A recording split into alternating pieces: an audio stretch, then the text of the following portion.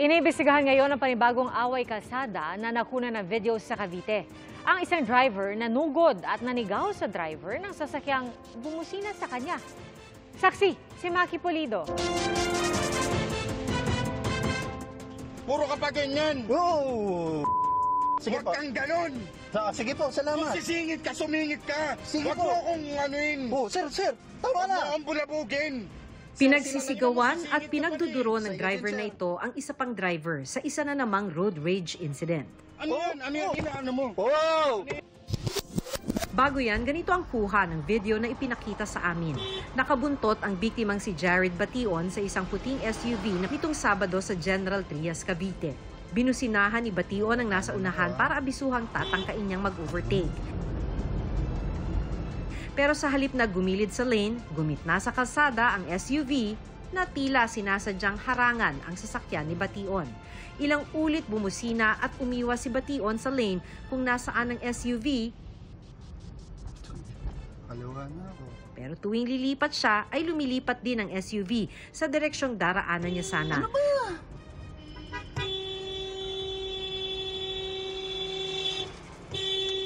Sa huli, huminto at bumaba na ang driver ng SUV at galit na kinumpronta si Bation. Sir po. Gigilitan mo ako, bubusina ka pa. May bata kaming kasama, Sisingit kuya. ka. No, sir. Sisingit ka. Ba't mo ako bubusinahan? Sir, nasa gitna ka ng dalawang Uli na yan. Bumawi na ako sa'yo. Puro ka pa ganyan. Oo! Suggestion ko lang sa'yo. Sige Huwag po. kang ganon. Sige po, Kung salamat. sisingit ka, sumingit ka. Sige Huwag po. mo akong anuin. Oh, sir, tama Huwag mo na. akong bulabugin. Nahatak paalis ng kanyang mga kasama ang nanugod na suspect pero binalikan pa rin niya si Bation. Kung sisingit ka, sumingit ka. Ano yan? Ano yan? Inaano mo? Oh! Sabi ni Bation, amoy alak ang driver na kumumpronta sa kanya. Ang inaalala raw niya noon ay ang kanyang 6 na buwang gulang na anak na ilang ulit nila sinabi ng misis na kasama nila sa kotse. Nasa likod ko siya, nasa car seat.